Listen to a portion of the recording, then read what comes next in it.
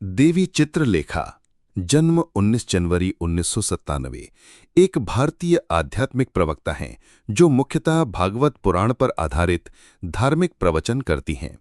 वे हरियाणा के पलवल जिले में स्थित गौ सेवा धाम नामक पशु आश्रय की संस्थापक हैं और विभिन्न धार्मिक आयोजनों का संचालन संकीर्तन यात्रा के माध्यम से करती हैं।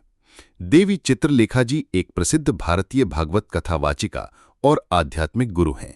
वे अपनी बाल्यावस्था से ही भगवान श्री कृष्ण की भक्ति और श्रीमद् भागवत कथा के प्रचार प्रसार में समर्पित रही हैं।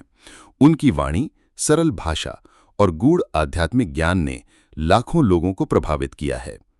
प्रारंभिक जीवन। देवी चित्रलेखा का जन्म हरियाणा के पलवल जिले के खंभी गांव में हुआ था। उनके पिता का नाम टिकराम शर्मा और माता का नाम चामेली देवी है। आध्यात्मिक यात्रा। 4 वर्ष की आयु में उन्हें श्री श्री गिरधारी बाबा द्वारा गौड़ी वैष्णव परंपरा में दीक्षा मिली। 6 वर्ष की उम्र में उन्होंने पहली बार बरसाना में सार्वजनिक प्रवचन दिया। बाद में उन्होंने वृंदावन के निकट तपोवन में संपूर्ण श्रीमद् भागवत कथा का पहला वाचन किया। प्रारंभिक जीवन और शिक्षा। देवी चित्रलेखा जी का जन्म एक धार्मिक परिवार में हुआ था। छोटी उम्र से ही उन्हें आध्यात्मिक विषयों में रुचि थी। मात्र 6 वर्ष की उम्र में उन्होंने भजन कीर्तन में भाग लेना शुरू कर दिया था। 9 वर्ष की आयु में पहली बार उन्होंने श्रीमद् भागवत कथा का मंच पर वाचन किया। उनकी शिक्षा के साथ साथ धर्म में गहरी रुचि के कारण वे वेद, पुराण, भगवत गीता और भागवत को गंभीरता से पढ़ा और समझा। धार्मिक सेवाएं और कथा प्रचार। देवी चित्रलेखा जी देश और विदेशों में सैकड़ों श्रीमद् भागवत कथाएं कर चुकी हैं। उन्होंने अमेरिका, इंग्लैंड, दुबई, नेपाल जैसे देशों में भी कथा प्रवचन किया है।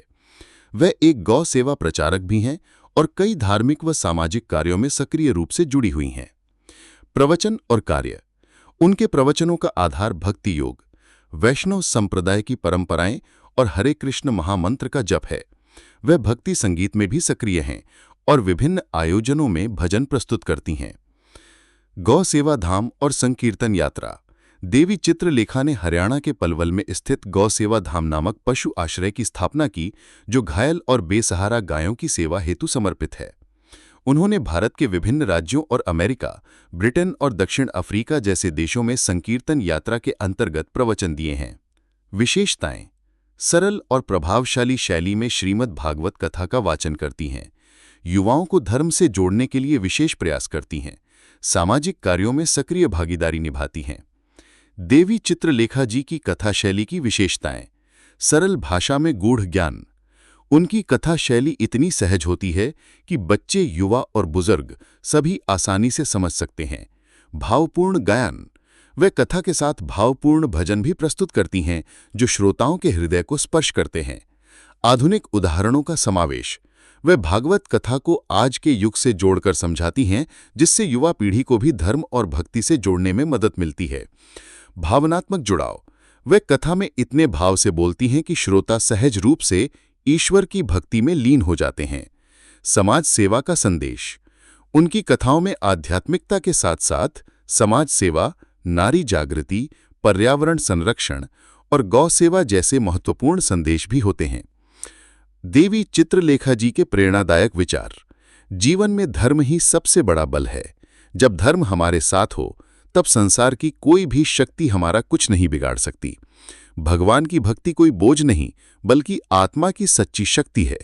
युवा शक्ति अगर धर्म से जुड़े तो समाज में किसी प्रकार की बुराई नहीं टिक सकती।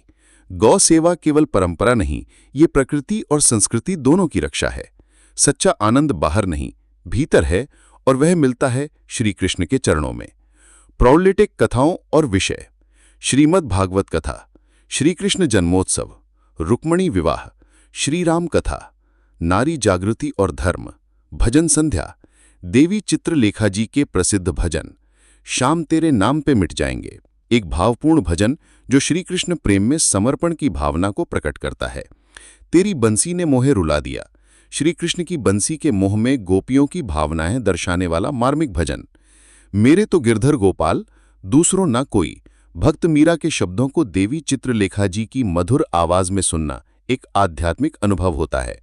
मुरली वाले की मुरली सुनो, ये भजन श्रोताओं को श्री कृष्ण के नृत्य और बंसी के स्वर में डुबो देता है। शाम जरा धीरे धीरे बजाओ बांसुरी, राधा कृष्ण की लीला पर आधारित अत्यंत लोकप्रिय भजन। कथा प्रसंगों की झलकियां। श्री कृष्ण जन्मोत्सव। चित्रलेखा जी भावुक होकर श्री कृष्ण के जन्म की कथा सुनाती हैं और श्रोताओं से कहती हैं कि कन्हैया तब आता है जब अधर्म बढ़ता है, जब प्रेम कम हो जाता है। द्रौपदी चीरहरण प्रसंग।